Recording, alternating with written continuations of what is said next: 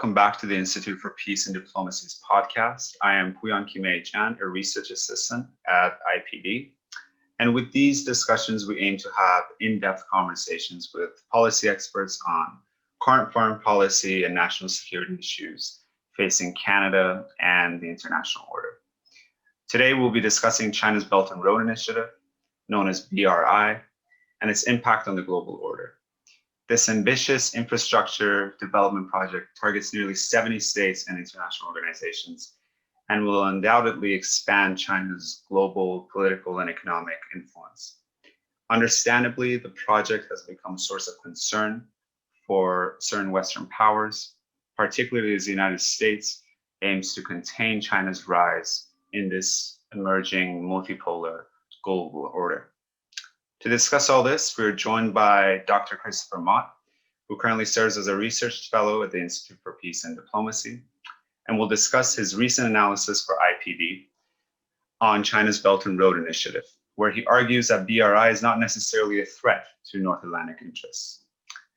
I invite you to visit our website at peacediplomacy.org to visit his paper. You can find a link to the article in the description in this video or audio as well. Dr. Mott holds a Ph.D. in International Relations from the University of St. Andrews and an MA in International Relations from the London Metropolitan University. He has published a book, The Formless Empire, A Short History of Diplomacy and Warfare in Central Asia, and numerous peer-reviewed and general audience articles on foreign policy and historical issues. Dr. Mott is also currently a fellow at Defense Priorities in Washington, D.C., and was a former desk officer and researcher at the US State Department. Now, my first question today concerns the impact of Chinese investments on internal security in BRI target countries. Dr. Mott, will Chinese investments bolster repression, increase crackdowns on civil liberties, minorities, etc., or help contain extremist sentiments within these countries? Namely, militant groups that tend to exploit poor economic conditions within BRI target countries. Hey, thanks for that introduction. My pleasure to be here.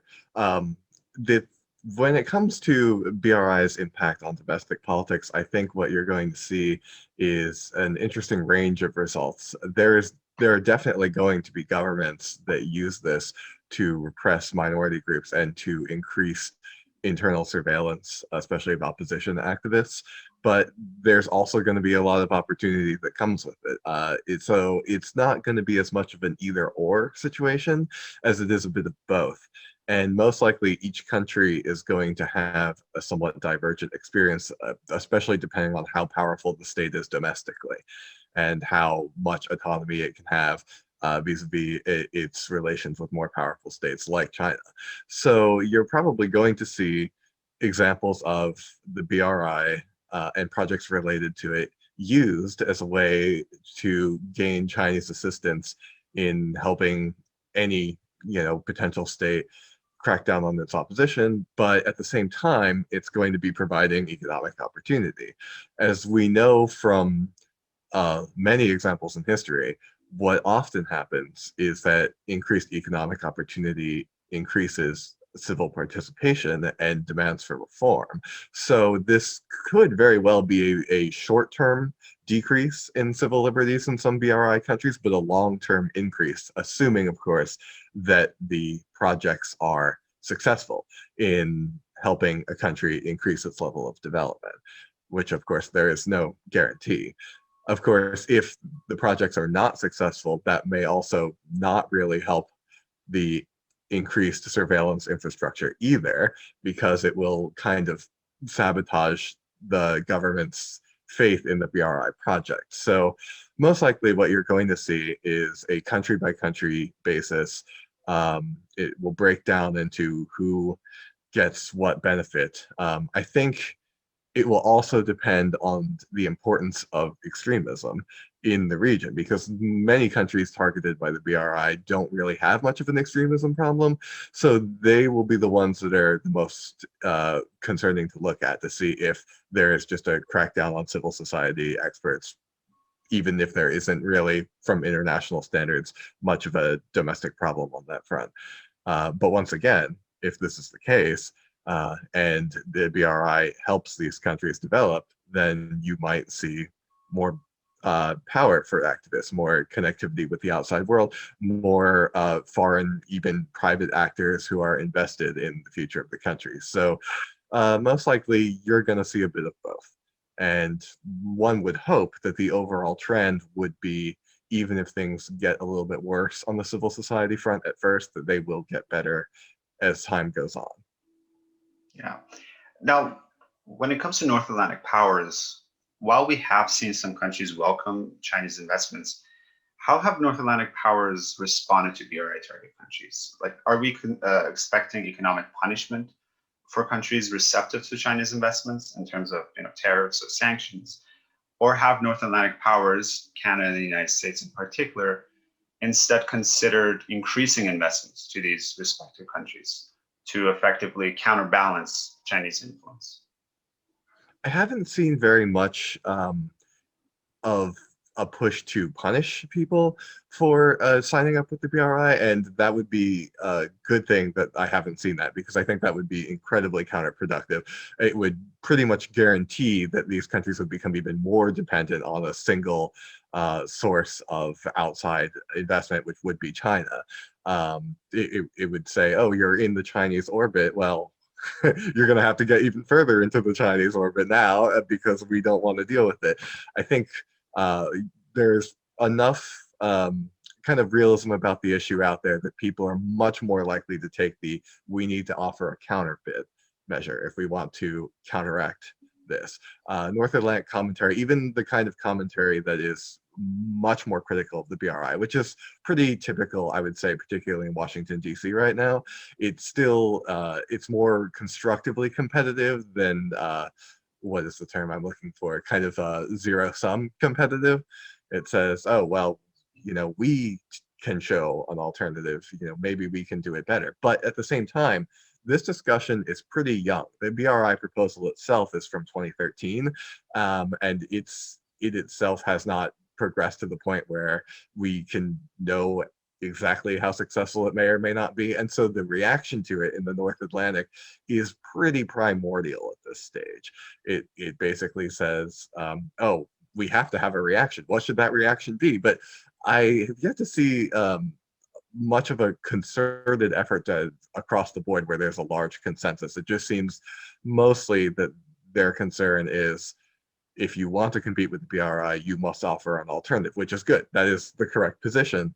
But I don't think anyone yet knows what exactly that alternative is, how much it involves private versus state support, how much of this is tied in with foreign direct investment versus traditional aid, stuff like that. It seems to be, well, I don't think anyone yet has a coordinated response. And so it's interesting seeing people come up with that. But they absolutely should take the constructively competitive approach, especially if they want to keep their diplomatic options open, and especially if they're aware that not all the BRI projects will succeed.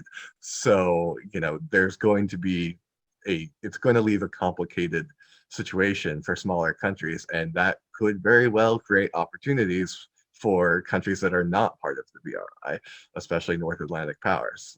So they just have to play the long game, I imagine.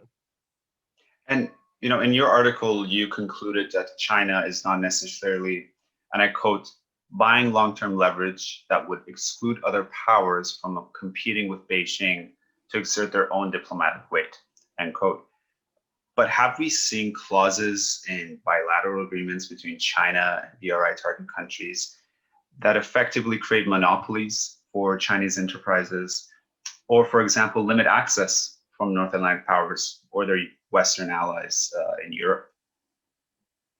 We have seen some of that, yes. I think, and we've seen that the strongest example of this played out in Sri Lanka recently, where effectively Sri Lanka was so indebted with very, very troublesome high interest loans from China that Beijing had enough leverage to effectively gain a port in the country. Now, I specifically remember when this was a very big deal I was living and working in DC at the time, and the common wisdom in the Beltway was that Sri Lanka was the country to watch. This was the ultimate future of diplomacy. This is the critical issue. This wasn't, reported in the news, but this was the scuttlebutt around the city and with the professional class there. And this is kind of so far the worst case scenario of BRI projects that we've yet seen. And yet it's worth noting that here we are now, about 4 or so, maybe 5 years later after this, and Sri Lanka is not a Chinese colony. It definitely has problems with Chinese loans, but it's really interesting to see how this worst case situation kind of caused other countries to step up their game. India, which obviously is right next to Sri Lanka, was not paying as much attention or offering as much direct investment into Sri Lanka's infrastructure development before, and now they're much more interested in it. There's a kind of counterbalancing going on. Sri Lanka also has a history of being very tied to Japanese development aid in the past, but that did not stop them from looking at Chinese counter proposals in the first place, which, arguably with hindsight now we can say was not the best idea, but it shows that they can change their policy. If they could do it with Japan after decades of a close aid relationship, they could probably do it with China too. The Japanese provisions towards Sri Lanka were nowhere near as onerous as China's were, but at the same time, they didn't inspire a counter reaction like from India or whatever. So even in the worst case scenario, you kind of see what I would describe as a natural balancing has occurred, and it's been really bad PR for China too. The whole Sri Lanka thing has really kind of tightened up the Quad, as it's called, Australia, Japan, India, United States, that are skeptical of increasing Chinese interest. It's caused them to be, oh, wow, okay, this is a real thing. Maybe we have to offer alternatives. Maybe we have to look at this more deeply. But also, the media in Sri Lanka, in India, in lots of countries has reported on this story. People are aware of this could happen. So I think smaller countries are very aware, oh, this could happen under BRI. We probably should negotiate harder with Beijing in the future. Of course, there are some countries that are going to be so dependent and they're so starved from aid from other countries that they're probably going to go along with some bad deals anyway. But overall, I think you've seen an increase of skepticism when you see these things like Chinese companies being given unfair advantages and whatnot. So those things are bad. I'm not going to deny that, but this is a multipolar bidding environment right now, and when North Atlantic countries and others see these things happen, they've been given an opportunity, and the onus is on them on some level to step up and offer better alternatives for countries that might be on the market. And it's quite interesting that in this case, although the port issue caused a lot of controversy, but Chinese investments actually prompted countries like India to in fact increase their investments as creating an alternative. Now, in a recently published independent task force report, the Council on Foreign Relations, the CFR, outlined a four-pronged strategy in dealing with China. The first, and I quote, was to address specific economic concerns posed by BRI. Second, improve US competitiveness. Third, work with allies, partners, and multilateral organizations to better meet developing countries' needs. And fourth, act to protect US security interests in BRI countries. Now, while the report suggests that BRI poses a serious challenge to US interests, it actually advocates a strategy that emphasizes strengthening multilateral institutions and helping this Western-led international order, economic order, becoming an alternative to China's Belt and Road Initiative. In this respect, is this grand strategy in line with your argument that Chinese investments, in fact, help BRI target countries strengthen their autonomy and attract more foreign investments, particularly from Western countries? Yes, I would say it is, but that might not have been their intention. they agree with me that the BRI is a huge challenge to the North Atlantic order, and I completely agree with that. And obviously, we both agree that if people in the North Atlantic policymaking circles want to be competitive, they have to step up to the challenge. Absolutely. But in their article, they definitely do seem to be tilting, not officially, but I kind of got the impression that they're tilting in this kind of new Cold War direction where it's going to be our way or their way. We have to compete because it's going to be one or the other. We can offer a better deal would be their position, but the implication is still going to be our deal versus their deal. And I actually think that the real missed opportunity here, if that path is taken, is that smaller countries could have both deals, and this would not fundamentally mean that this would actually kind of invalidate any attempt by Beijing, if indeed that is their intention, to kind of turn these countries into satellites or whatever the worst case scenario is feared by people. I think that the opportunity that many people are overlooking is that a country that does not, particularly those that do not get a large amount of investment from North Atlantic powers, could gain a huge benefit here and then could be a more valuable trade partner to the North Atlantic and counterbalance Chinese influence by getting more investment from outside sources. There's a lot, even in a Cold War situation, which this I don't think will be, or should not be anyway.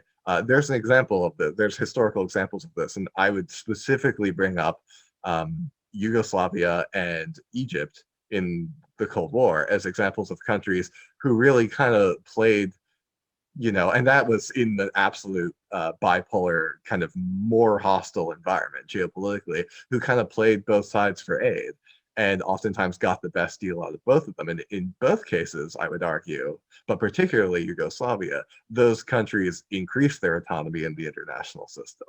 And considering that Yugoslavia had begun the Cold War, although this did not last very long at all, but it had begun the Cold War as a, Eastern Bloc, quote unquote, nation, it very, very rapidly became fully independent and an important member of the non-aligned league, which is also something that India did as well. That back in that time period, India was very good at balancing offers between Russia, and then when the Soviet Union and China split up, between those two, and also having feelers with the U.S. on various issues.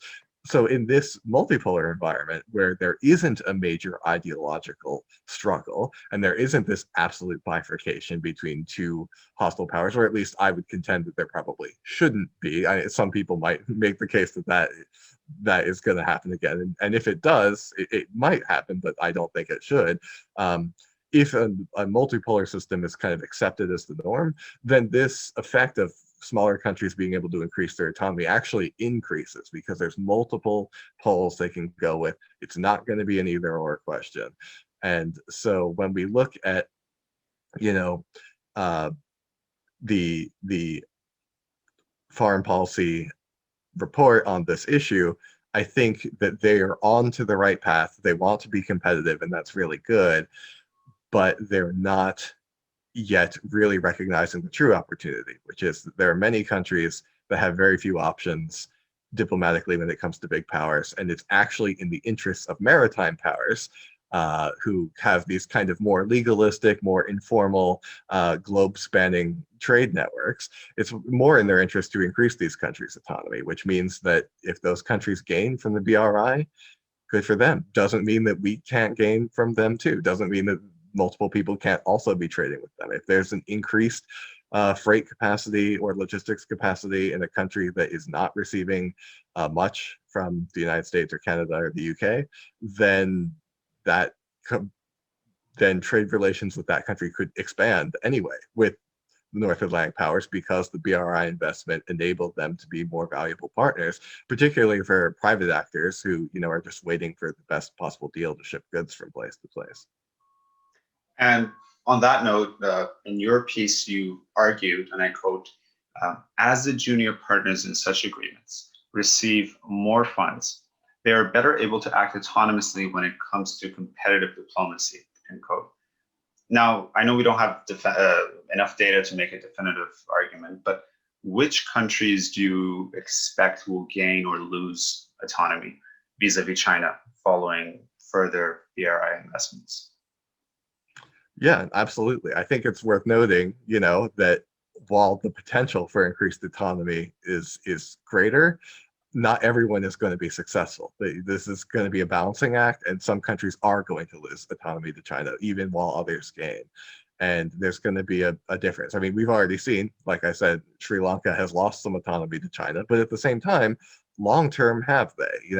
That is still open to be questioned, and their location implies that their most important relationship is with India. So um, it's not a done deal, but I would say that the more a country is, the less a country is developed and the less that it is getting counteroffers, the more risk it has losing autonomy vis-a-vis China. So East African countries that are interested in a kind of Indian Ocean port system and going primarily through China, they probably have the most immediately dangerous situation right now regarding their autonomy. I would say a traditionally overlooked region, a region that I used to focus on quite a lot, actually might have the best opportunities in comparison to that, and that would be Central Asia.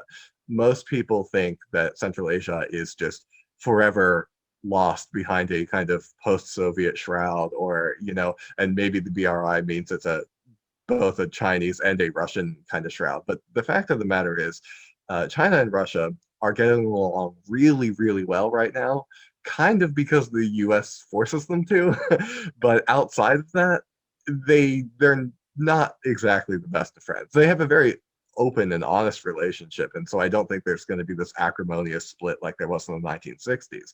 But the fact of the matter is that there's if there's one place aside from maybe Russian reaction in Siberia to Chinese guest workers, if there's one place that's going to create tension between the two, it's going to be the BRI making inroads into Central Asia. Because most of those countries, with the exception of Turkmenistan, which has extremely kind of aggressive neutral policy, but most of those countries to some degree have very strong defense ties with Moscow. And Moscow doesn't really have that much to offer them when it comes to economics, when it comes to direct investment anymore. It does have some things to offer them, but not that much. It's a security guarantor, whereas China is offering them the economic side. Now, it might be, and I think it's assumed in places like Washington, D.C., this means that Russia and China cooperate forever and that these countries just lose their autonomy between the two powers. And while that certainly, the possibility of that does exist, I think that what you're really going to see is the difference between Chinese economic and development investment and Russian defense assistance and defensive treaties. And, that they're one of their biggest military presences outside of the conflicts they're engaged in and outside of Russia proper is in Tajikistan, because they played a role in the Tajik Civil War, and they view that as a potential place where extremism could leak into Central Asia. Also, Tajikistan shares a border with Afghanistan, but so do other countries in the region. And so what I think you're really going to see there is the opportunity for Central Asian countries who normally are not viewed as super dynamic autonomous actors because of their location to be able to play Russia and China off each other a bit. They get development from here, they get more of their security from Moscow. The second that Beijing and Moscow disagree with something, that opens up an opportunity for a Central Asian state to be an arbiter or to look for an outside power. That won't be as effective because there aren't any outside powers that are so immediate and have such a permanent presence in the region, but it still opens up opportunities. And I think you'll really see this when the US, at this point, I would say almost inevitably leaves Afghanistan. Because the US ceases to be less of an actor in the region, which means that China and Russia have a bit less incentive to be so close together in the region, but also that Central Asian states have a greater incentive to think about their security towards potential Afghan state failure, and the things that fuel that. So the fact that Afghanistan is a basket case, none of these post-Soviet countries are a fan of extremism at all. And they're certainly going to be a huge in the realm of using BRI development not only to increase their own state capacity to combat extremism, but also possibly to, create an alternative to the dreams of the Taliban or even, Pakistan, which Pakistan itself through the BRI is going to be closely tied to China. It's worth noting, but the Central Asian states don't like that model. They're not interested in it. Most of their populace isn't interested in it either, even though they might wish for a much less repressive governmental system.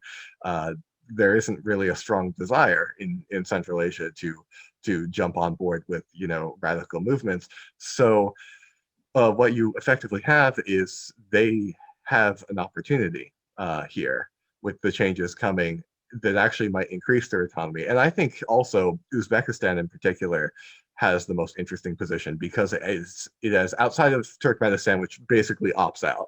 Uzbekistan is the most engaged in the region that has also a fair degree of autonomy towards Russia, which could also be leveraged as autonomy towards China. They're the most populous country. They have, they're definitely not the most booming economy, but they have the most potential, I think, long term for growth. And then you've got countries like Kazakhstan, which is traditionally viewed as the most pro-Moscow country because they're afraid they might get Ukrained because the entire northern part of the country is majority Russian. So they definitely want to be on good terms with Moscow, but they're also the most economically successful and dynamic. And the more ties they have with China, the more they can have a bit more leverage against Moscow. So you might even see if the region doesn't get along, if Uzbekistan's too strong, Kazakhstan's too rich, smaller countries like Kyrgyzstan, Tajikistan, they want a different path forward. You might see regional politics even kind of split a bit and be a bit more competitive, which kind of prevents the whole region from falling under the sway of the Belt and Road and Beijing just dictating what goes on. So I think that Central Asian states in general, and possibly Uzbekistan and Kazakhstan in particular, will benefit from the BRI. And I think Indian Ocean states have the potential to benefit the most because they are connected to the major maritime trade networks here. And so they really could get some impressive counteroffers from the North Atlantic and from Japan. And it's worth mentioning that Japan is probably ahead of the game here in proposing alternatives to BRI. So that's a thing that's happening as well. But while they have the potential to benefit the most, so far they're not.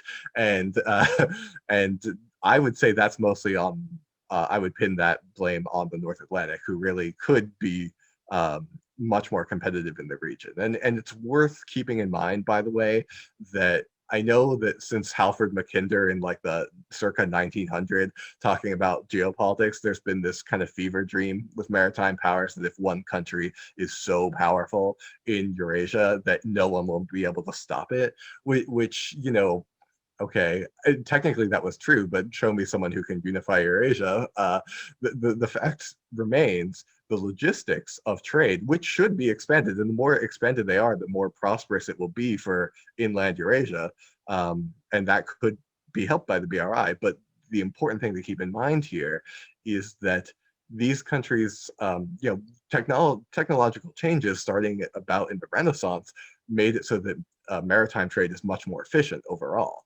And so even if you totally revamped the whole Eurasian trade network, it would not be anything compared to the oceanic trade network of today.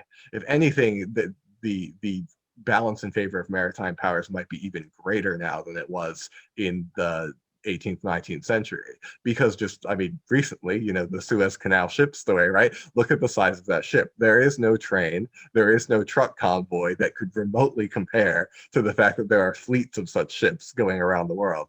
And so I think that North Atlantic powers should be perfectly happy to watch China invest in Eurasia, which for the most part they aren't doing. Turkey throwing money into the Caucasus is probably the closest it really gets to a coordinated effort by anyone affiliated with NATO.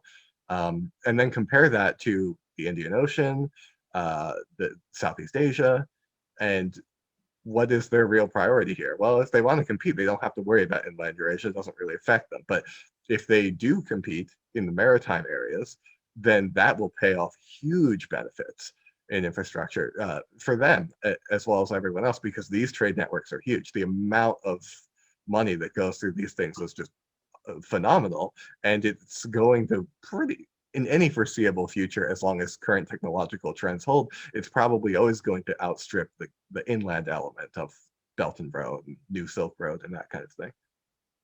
Yeah, I think that was very insightful, seeing the impact of BRI on small and medium powers, particularly in Central Asia.